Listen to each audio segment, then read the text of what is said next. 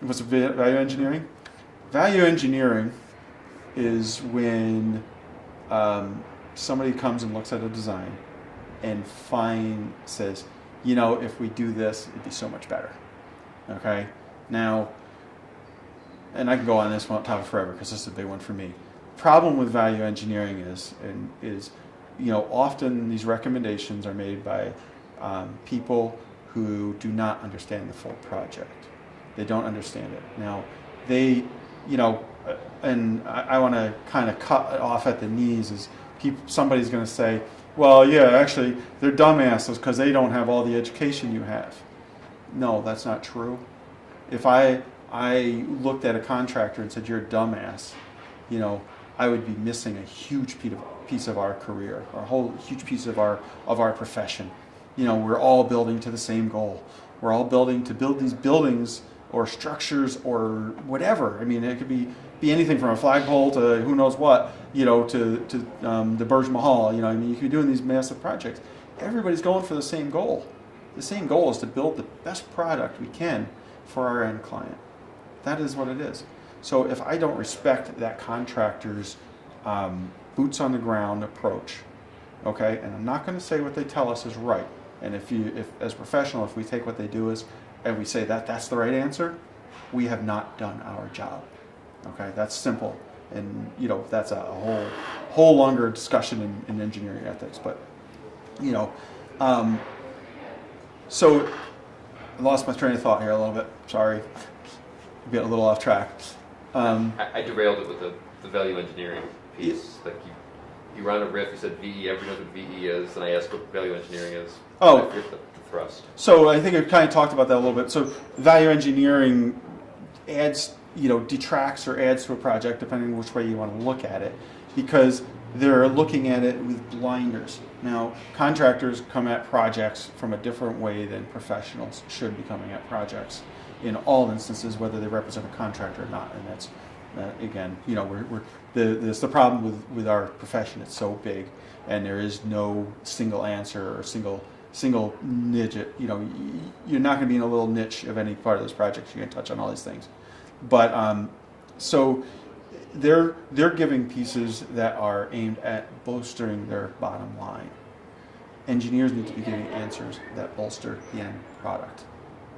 If we're not giving our unbiased answers to our clients, then we're not doing our job. And I'm very serious about this. Whether you're on a design build team, whether you're build design, you're in a rapid production system, doesn't really matter what you are, or you're the engineer for the steel contractor, or for the concrete guy, or whatever be the thing. If you're representing it, it is right, and I say this strongly, it is absolutely right to represent your company's interest, okay? But it is not right to represent your company's interest if it comes at the cost of your client.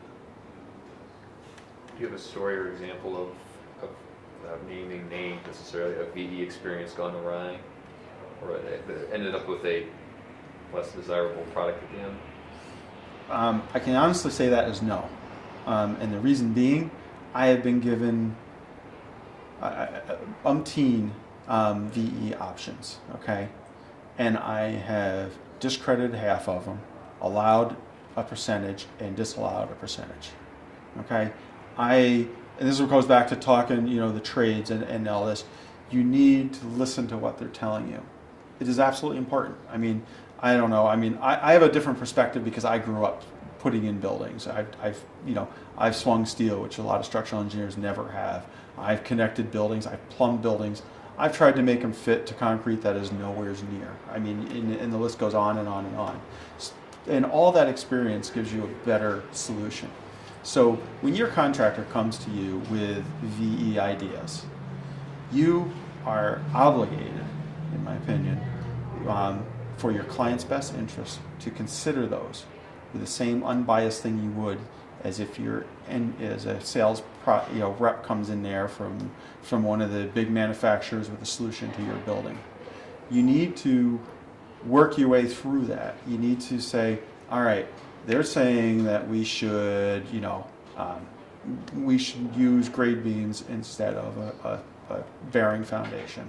Okay, just, maybe that's not the best example, but okay, go with me for a second. You're gonna say, grade beams, I've got good bearing pressure. Why in the hell do I need grade beams?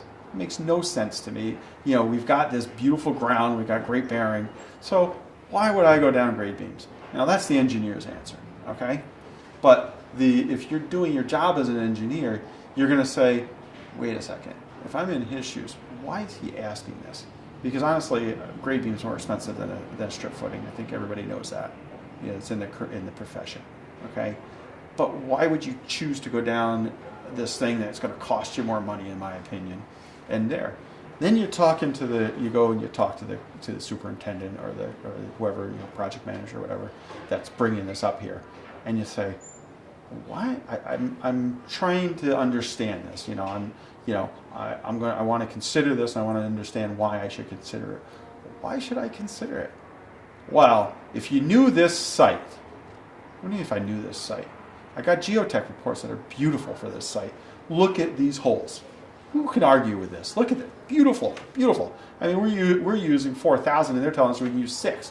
What can be wrong with this design? Well, if you knew this site, you would know that it was built over a ravine. And where you took those holes, that's actually on both sides of the ravine. And so if you knew this site, you would know that that's going to be soft in the middle.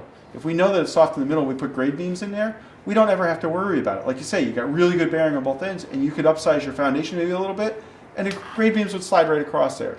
Or if you knew this site, you would know that Con Ed has a gas line right down the middle of your building. What do you mean they got a gas line down the middle of the building? They got a gas line down there, and you're not going to be able to disrupt it. It's in a concrete vault, it's going to stay, and you need to span over it. Well, I wish somebody told me that. I am telling you that. I'm the contractor. I'm telling you, I'm out here. That's why we need to listen to these VE ideas. That doesn't mean when they come and they tell you, oh, we don't need these grade beams. Strip footings will be fine. Yeah, strip footings on top of clay are always fine. That's great. Let's go for it. That would be the wrong answer.